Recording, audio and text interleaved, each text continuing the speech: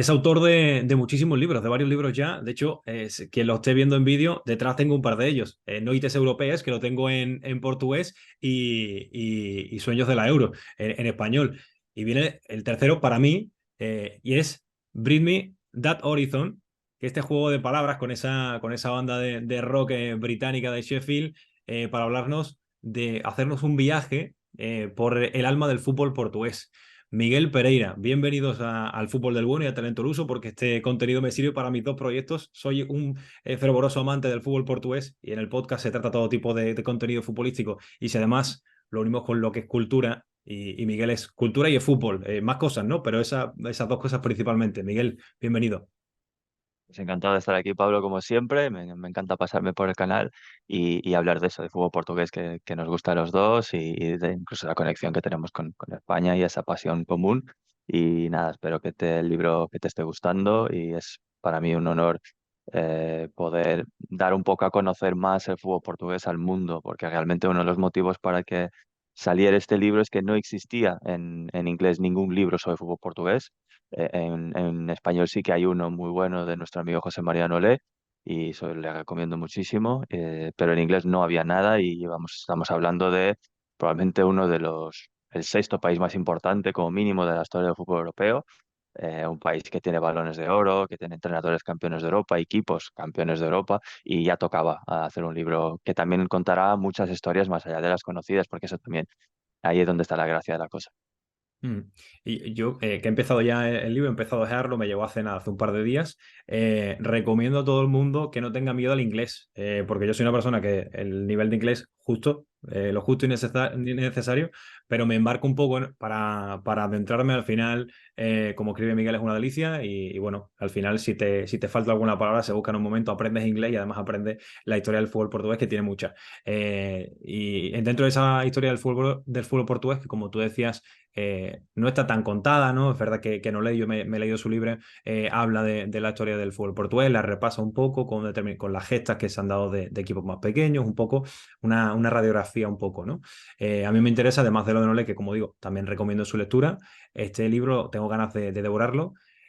Porque al final, Miguel, eres de Portugal, tienes en vena el fútbol portugués desde pequeño, y cómo has vivido ese transcurso desde que tomas la decisión de arrancar el libro hasta el momento en el que lo publicas. ¿Qué trabajo has tenido? Cómo lo has sentido? Si has tenido varias formas de sentirte, ¿no? A lo largo de la publicación, si has tenido ya no más ganas o menos ganas, sino bueno, diferentes formas de enfocar el libro, por ejemplo, ¿no? Sí, bueno, yo llevo escribiendo libros de fútbol desde hace más de 10 años y digamos que empecé una perspectiva macro, escribiendo sobre la historia de las competiciones europeas, en Noites Europeas, que luego también salió en España y en Sudamérica, y historias de mundiales, historias de Eurocopas, o sea, siempre hablando de competiciones que han tocado a muchísima gente, muchos países, muchas identidades, muchos clubes, muchas aficiones. Y me apetecía escribir algo que fuera más personal, y pocas cosas hay más personales que el fútbol de tu país, el fútbol con el que creces, el fútbol el primero que conoces, el que aprendes a amar antes de luego expandirte. Y el fútbol portugués no tenía esa exposición mediática, y me parecía que era el momento idóneo para avanzar en el tema. Luego, básicamente, yo creo que la primera idea real es una idea de libro antiguo que tengo desde hace mucho tiempo, pero la idea concreta de realmente hacerlo fue con el COVID, porque al final yo durante el COVID estaba viviendo en Madrid. Es el momento cuando empiezas a ver cerrar fronteras, cosas que no pasan desde hace muchos años, y empiezas otra vez a intentar entender tu nacionalidad, tu relación con el sitio donde estás y el sitio donde eres. Y empecé a investigar más de fútbol portugués en esos meses difíciles. Luego empecé a grabar un podcast también con dos amigos de Benfica y del Sporting, que grabamos el Fever Pitch, y ahí pues hablar más de fútbol portugués entre ellos, y me fue aumentando ahí el gusanillo de escribir. Y ya cuando hace un año y medio, 2 años me vine a vivir otra vez a Portugal por trabajo, pude empezar a viajar, que es una de las cosas más importantes del libro. Es un libro de viajes también. Es un libro para los que, por ejemplo, han leído hace un bestseller como es el de Tony Padilla, de Único Gran Amore, que se viaja por Italia, pues yo viajé por Portugal.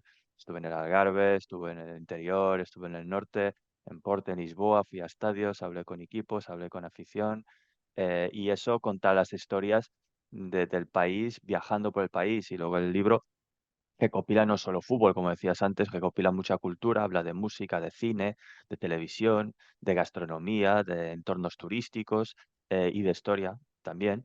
Entonces, al final es como una excusa el fútbol realmente para hablar de mi relación con Portugal y es una especie de libro que mi yo de 12 13 14 años, que fue cuando empecé a tener claro que de adulto iba a escribir sobre fútbol de alguna manera, eh, a lo mejor imaginaba poder hacer un libro así y el hecho de que luego saliera en inglés fue básicamente por temas más de mercado, porque realmente el mercado de libros en Portugal es muy pequeño. En España ya había sido cubierto el tema con Olé y además el inglés era el único idioma que me faltaba por escribir y es algo que es muy complicado porque estás escribiendo un libro en tu tercer idioma, porque mi primer idioma es el portugués, el segundo es el castellano, el inglés, aunque lo domine, no deja de ser mi tercer idioma, tiene sus exigencias de saber que estás escribiendo para ellos, aunque es un inglés bastante sencillo en el sentido de que lo puede leer cualquiera que lo sepa, pero tu público algo primordial es el que está allí en Reino Unido, que a nivel mundial tenga un nivel de inglés alto y ese era un reto muy grande y eso también me apetecía hacer. Entonces realmente pues fue una suma de distintos retos lo que llevó a la consecución del libro. Oye, qué envidia el tema de dominarte tan bien en las tres lenguas, de poder llegar a escribir libros. Y qué bonito me parece lo que has comentado de ese libro que mi yo de 12 13 años seguramente querría leer o querría escribir algún día, ¿no? Eso me parece algo que lo tienes que sentir muy bonito dentro de ti, ¿no? Sí, sí, sobre todo los idiomas, yo creo que hay muy pocos escritores a nivel mundial que pueden publicar material original en tres idiomas, en eso me considero muy afortunado, pero es un reto, realmente tiene su complejidad. Y lo de la emoción, sí, hubo muchos momentos a la hora de escribir el libro, por ejemplo, me fui a ver el equipo de mi padre falleció hace 15 años ya, y su equipo ahora mismo está compitiendo en sexta división, que es el Salgueiros, que es un histórico de fútbol Ah, mira, portugués. De hecho, es Salgueiro. el club con el cual debutó Zidane en competiciones europeas, un partido de Copa UEFA, Con el y en Caen, esos ¿no? años el Salgueiros estaba compitiendo en primera y se clasificaba para pruebas europeas, pero ahora lo está viviendo tiempos muy complicados, entonces volver allí, a ver a la gente, coger ese sentimiento, recordarme cuando era niño iba de su mano también a ver los partidos, ese tipo de cosas te tocan. Y viajar por Portugal, pues para arriba abajo y estar con amigos de zonas del país que hace mucho que no ves y compartir su pasión por sus equipos, porque eso también es importante. Yo tengo mi equipo que todo el mundo sabe que es el Porto, pero me encanta hablar con la gente de sus equipos, aunque sean mis rivales. Y he podido hablar con amigos que son del Benfica, del Sporting, gente del Boavista, del Braga, del Belenenses, todos los que tengan algo que aportar, que tengan pasión por sus colores, a mí me fascina y esas historias también son muy bonitas de contar. Ujú. Ahora volvemos al presente, pero me gustaría, como has dicho, al final hay mucha historia, mucha cultura, y dentro de esa historia y esa cultura está muy relacionado Portugal por cuestiones políticas y por cuestiones de la colonización con África. Es uno de los primeros temas que se tocan en el libro, esas relaciones con África, especialmente países, ¿no? Como Angola, Mozambique, Cabo Verde. Cuéntame un poco, porque hay mucha gente que quizás, bueno, sí, ve un poco el fútbol portugués y sí ve que hay algún caboverdiano, algún algoleño, o angolano, ¿no? Como dicen en Portugal, pero tampoco se explican mucho más, no se preguntan mucho más. Y es una vinculación muy fuerte en el nivel futbolístico, todavía más. De hecho, hay otro país que también tiene capítulo propio en ese sentido, que es Brasil, que son Brasil como país, pero es casi un país continente, y Sí. África dentro de esas antiguas colonias que han influido muchísimo en el fútbol portugués, más de lo que la gente se da cuenta, y han de cierta forma cambiado su ADN. El fútbol portugués ha bebido siempre de África, porque hasta 1975, pues esos actuales países, Mozambique, Angola, Cabo Verde, Guinea, Santo Tomé y Príncipe eran colonias realmente del Estado portugués, solo consiguieron la independencia del 75, de hecho son casi de los últimos países africanos en conseguirla, y por lo tanto todos los jugadores que nacían allí jugaban por Portugal. Por eso siempre digo muchas veces que Eusebio es el mejor jugador africano de la historia, porque realmente nació en África y tú eres de donde naces. Y si naces en África y vives en África hasta los 19 años, pues eres de allí, por supuesto. Pero al mismo tiempo es de los mejores jugadores europeos de la historia porque jugaba con pasaporte Ujú. portugués, que es una nación europea. Y es una dicotomía que explica mucho esa relación. Pero ya no solo los jugadores africanos de los años 60 y 70 e incluso antes, blancos y negros también, porque la gente asocia fútbol africano a jugadores negros, atléticos, Negro, sí. fuertes, pero las primeras leyendas del fútbol portugués que venían de África era gente blanca de piel porque eran realmente hijos de europeos que habían ido a vivir a África por temas económicos, por trabajo, porque como era parte del imperio, pues podían destacar. Eras de Lisboa o de Porto y decían, te vas a trabajar 5 años a Angola para el Estado, para una compañía, pues te ibas, te nacía un hijo allí, crecías allí, a veces te quedabas más tiempo y cuando volvían a la metrópolis que decían, pues volvían como africanos, pero al mismo tiempo portugueses. Pero luego también está el otro lado, que es, a partir del momento que hay dependencia, pues la situación económica de esos países no era muy buena. Portugal estuvo en guerra civil con ellos casi 15 años, eso dejó muchas secuelas. Económicamente no eran naciones muy desarrolladas como otras que consiguieron independencia y han podido crecer. Entonces había mucha pobreza, guerras civiles, mucha gente entonces terminó yendo a Portugal. Aunque habían ganado la independencia, el destino les llevó a volver a la metrópolis, muchas familias. Familias como la de Nani, familias como la de Eder, familias como la de João Mario, familias como Renato Sánchez, jugadores que han sido campeones de Europa con Portugal y clave en esa campaña, por ejemplo, de 2016, cuyos, tanto ellos, los niños, muchas veces nacieron en África, llegaron aquí pues a 1 año, 2 años, 3 años de vida, o entonces sus padres acababan de llegar a Portugal y ellos nacían poco después, pero tienen esa identidad de fútbol africano y todas esas barriadas que todavía existen, lamentablemente, alrededor de ciudades como Porto y Lisboa, sobre todo Lisboa, son comunidades donde un porcentaje muy alto es de gente que viene de África, primera generación, segunda, tercera, donde sigue habiendo muchas dificultades. Y yo quería contar esa historia de que el fútbol portugués también ha beneficiado mucho de esa pobreza, lamentablemente, y de esa forma que la gente de las comunidades africanas que se afincó en Lisboa, en Porto, utilizó el fútbol como una especie de escalón social. Solo podías subir en la vida a través de fútbol o de la música. Con los años 90, cuando empieza el movimiento de rap y de hip hop en Portugal, viene de la mano de la comunidad africana y empiezan a salir muchas bandas musicales potentes que siguen siendo grandes a día de hoy y que ha sido una forma de escape de salir de la pobreza. Y el fútbol te ofrecía otra. Y por eso luego se mezcló con la misma identidad del fútbol portugués, digamos, más tradicional, más continental europeo, y esa mezcla de los dos casi permitió hacer como un poco como hace Francia. Tienes dos formas muy distintas de vivir el fútbol que se compaginan muy bien y te permiten competir al más alto nivel. Ujú.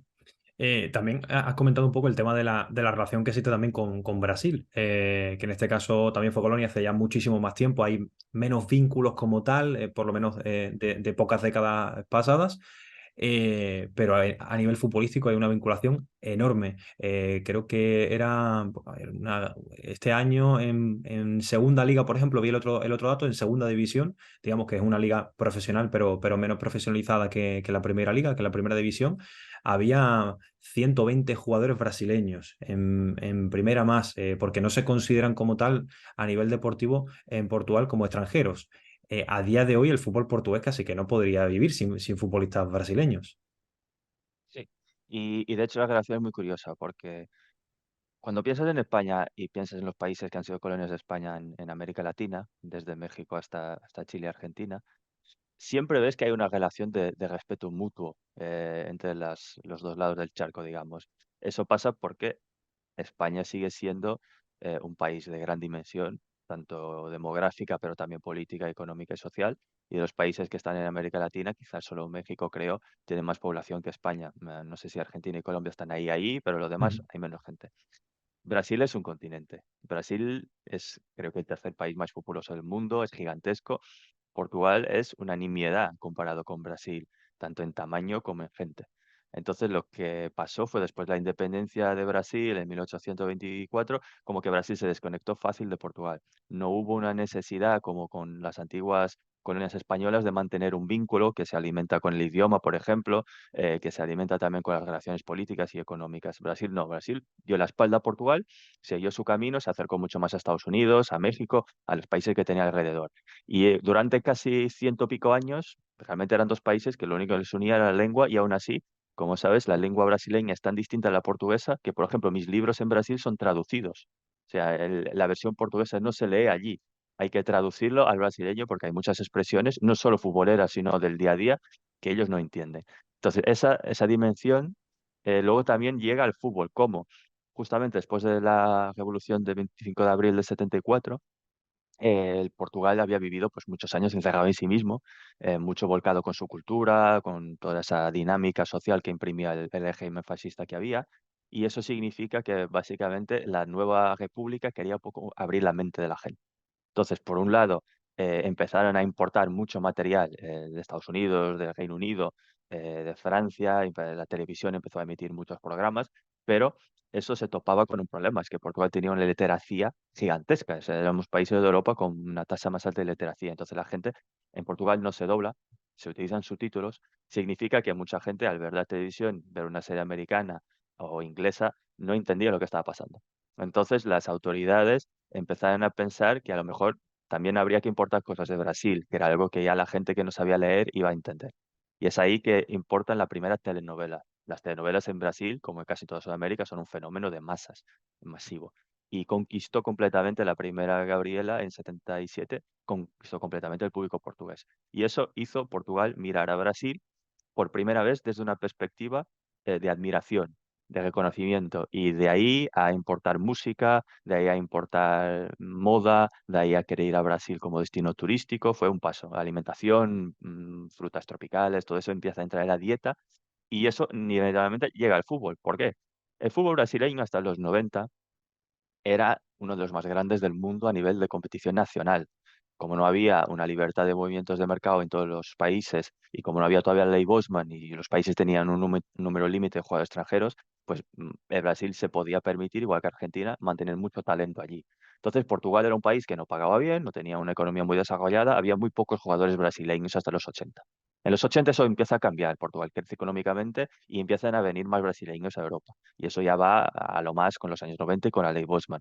Eso empiezan a haber un flujo de jugadores brasileños que llegan a Portugal al final de los 80, juntamente con esa revolución, y casi que Portugal, que ha sido colonizado de Brasil, empieza a ser colonizado culturalmente y futbolísticamente también. Y eso ha sido así casi durante 20 y muchos años. Pero ahora estamos viviendo a la inversa.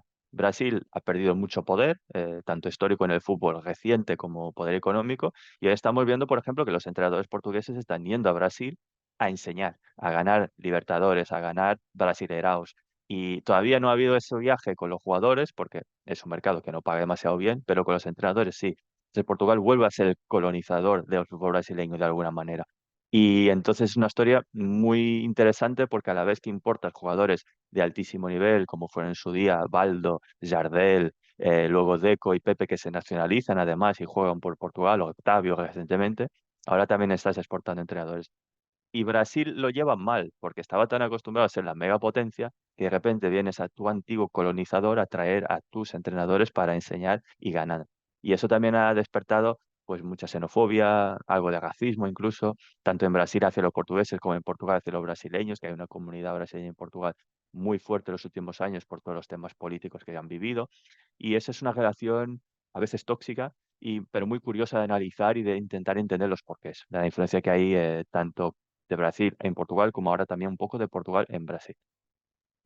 Y nos hemos ido a África y nos hemos ido a Sudamérica. Volvemos a Portugal. Y a mí un episodio que tengo muchas ganas de leer cuando toque, ¿no? Es el de la ruta EN2. No sé cómo lo decís en Portugal el nombre de La la ruta. Nacional 2, sí.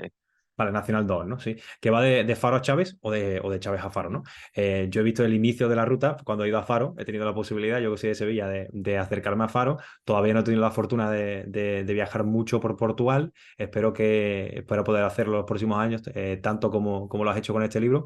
Habla un poco de esa ruta, porque hablarme de esa ruta es hablarme de recorrer Portugal, ¿no? Sí, de norte a sur.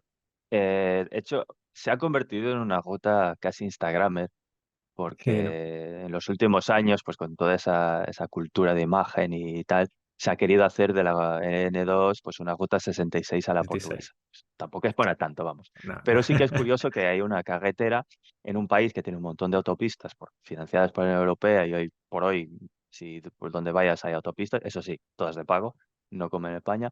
Que tengas sí. una carretera nacional que según qué tramos está mejor o peor, que te lleva justo de la punta más al norte, que es Chaves, que está muy cerca de la frontera con Galicia, con Berín, hasta Faro, que pues nada, en media hora luego estás en Vuelvo. Ayamonte, en Sí. Andalucía. Y es una carretera que te permite ver no solo distintos Portugales, tanto el Portugal del sur como el del norte, sino que si eres de la costa, como yo, luego ves el Portugal interior. Yo he tenido suerte porque la familia de mi madre es de un pueblo que está muy cerca de la frontera con Salamanca, entonces yo siempre he conocido el Portugal interior. Pero hay mucha gente que vive en la costa, en Porto, en Lisboa, en Braga, en Setúbal, en toda esa franja atlántica, que conoce muy poco de Portugal interior y muy poco de su realidad. Y también era una forma de contar lo que pasaba allí. ¿Y por qué? El capítulo incluye las islas también porque era una forma también de encajarlo todo porque son otras zonas aisladas, pero realmente es para explicar porque realmente en Portugal no hay equipos potentes en el interior y no lo ha habido nunca. En España, por ejemplo, si haces un circo alrededor de Madrid, hubo momentos donde pues, equipos de las Castillas, incluso Extremadura, del norte de Andalucía, han estado compitiendo en la liga, posiciones mejores o peores, pero han estado allí, nunca han sido casi campeones. Al norte de Sevilla, al sur de la zona norte, no hay campeones de liga como tal, pero sí equipos muy potentes. Pero en Portugal nunca lo hubo. Y eso también se explica por muchas cosas. Y la Nacional 2 es una forma de explicarlo. Por la pobreza que hay, son zonas muy pobres de verdad.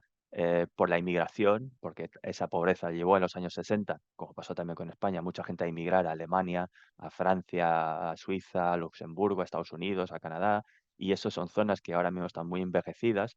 Pueblos, por ejemplo, el pueblo de mi abuela ahora mismo tendrá como 50 personas. Yo lo conocí con más de 600, pero la gente pues se va yendo y los que se han ido no vuelven y los que se mueren pues ahí se quedan y eso también se va notando, no tienes con quién competir, no tienes niños para ingresar en las escuelas, no tienes equipos para la gente animar y luego también Portugal es un país que no es localista, en el sentido que por ejemplo si España es un poco más y luego si vas al norte pues lo son totalmente.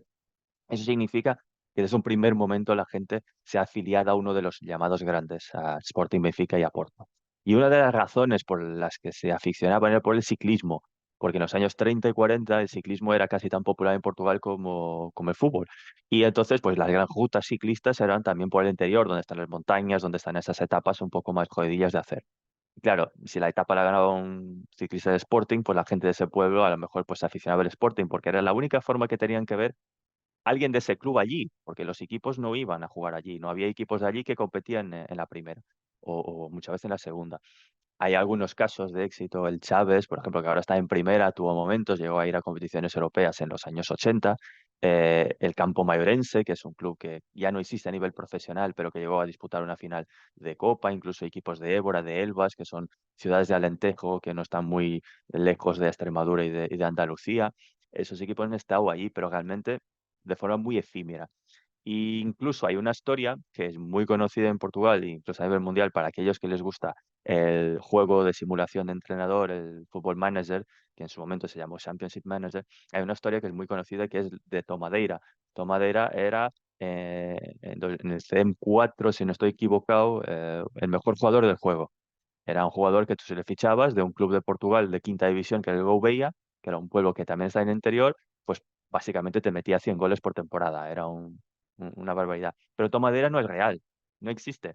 Tomadera era una invención de un ojeador de la zona, de un chaval que jugaba con sus amigos y que engañó al sistema criándose a sí mismo como jugador superestrella. Aquello fue todo un hito, estamos hablando de 2004.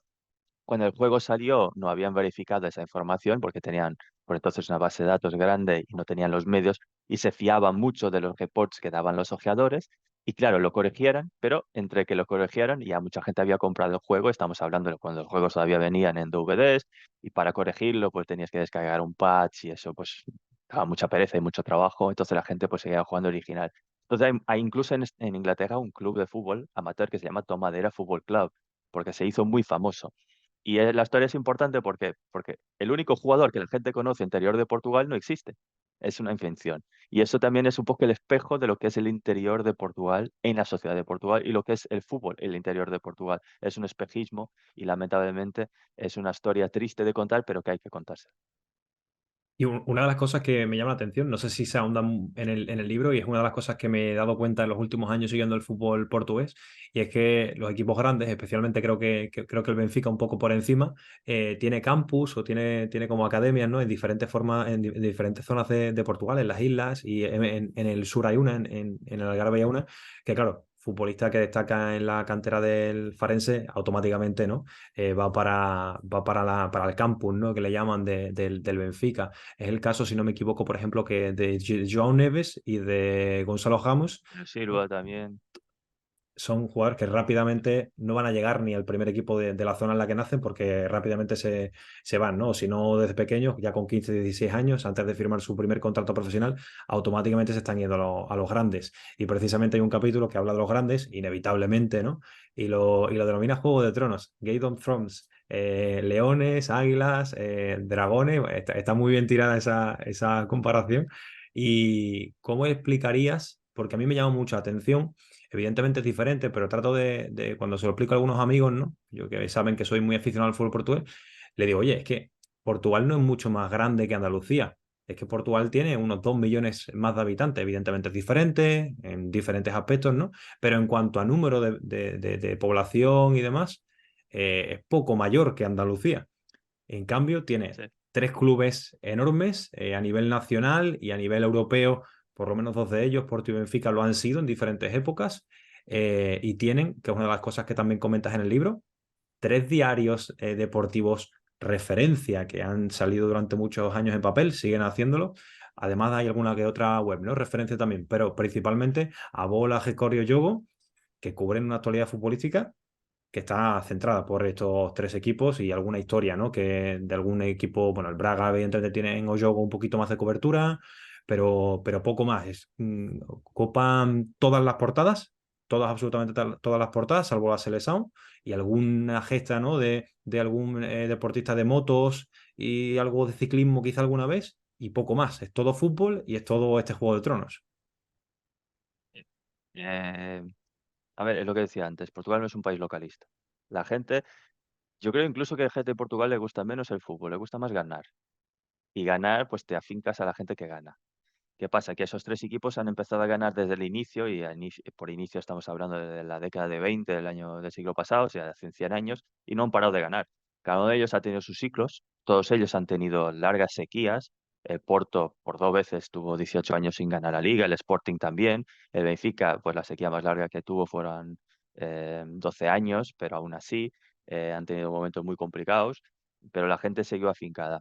Luego cambió demográficamente, sus momentos cumbre. El Sporting, por ejemplo, digamos que puede ser considerado el club más importante de los primeros 50 años, hasta los años 50-60 era el club más importante. Luego empieza el Benfica a surgir, gana las competiciones europeas en los años 60 gracias a Eusebio sobre todo y a un pedazo de equipo que tenía.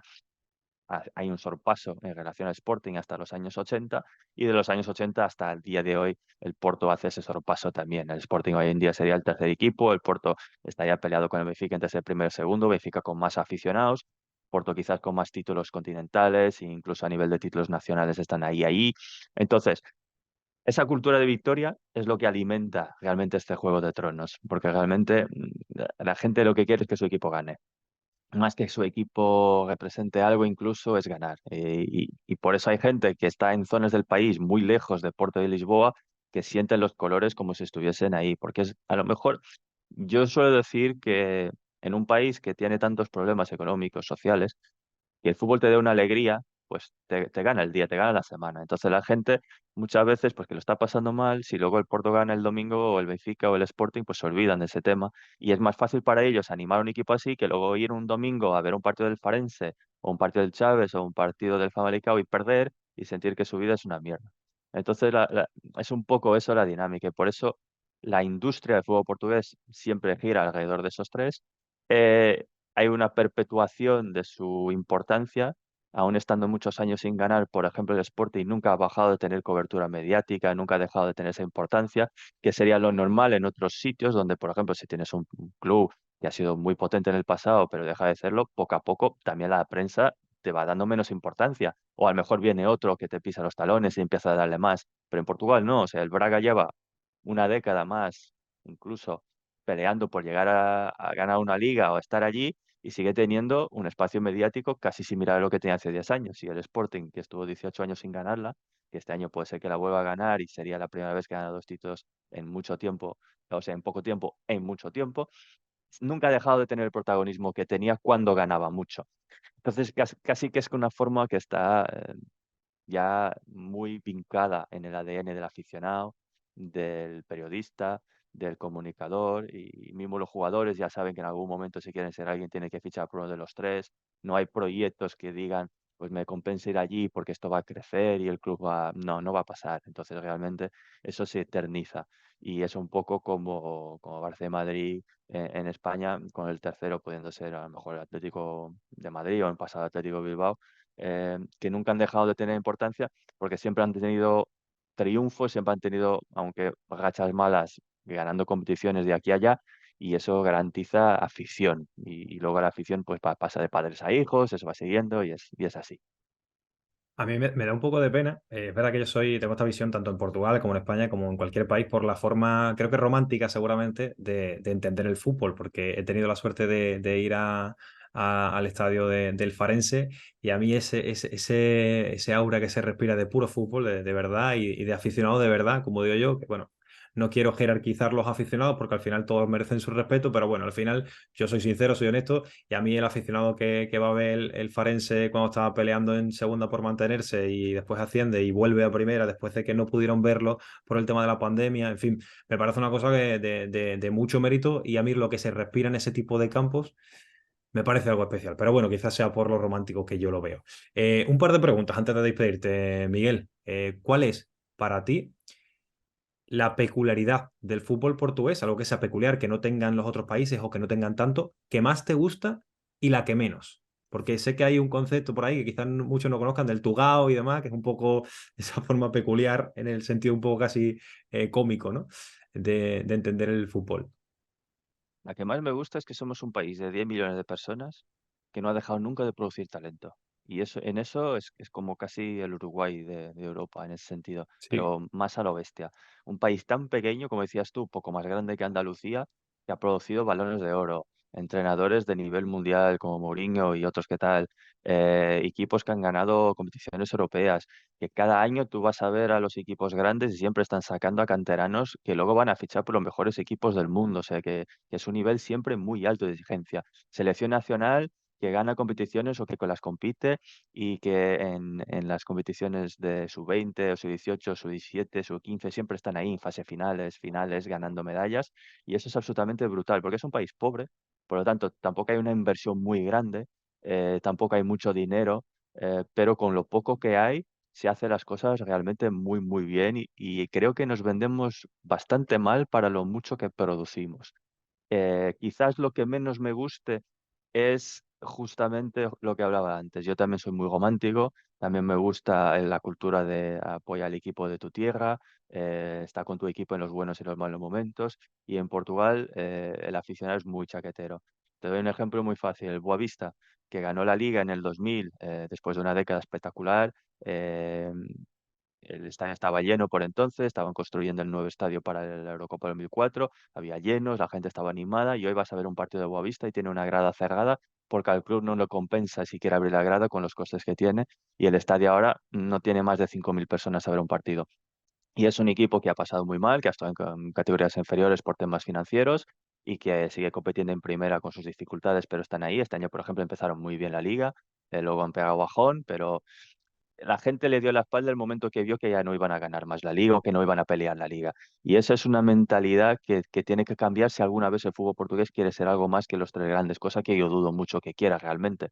Por eso no tengo una sensación de que vaya a ser un cambio que podamos esperar. Pero me da mucha pena porque luego veo a los equipos ingleses o alemanes y ves partidos de tercera y de cuarta, incluso en España. He visto el otro día un montón de vídeos de Castalia o de campos en Murcia, gente que son capitales de provincia y que la gente está bastante afincada con su equipo y ves la gente animando y dices, en una ciudad como Porto, que tiene un montón de habitantes, un club que además ha sido campeón de liga y no metes más de 5.000 personas en un estadio, algo está mal.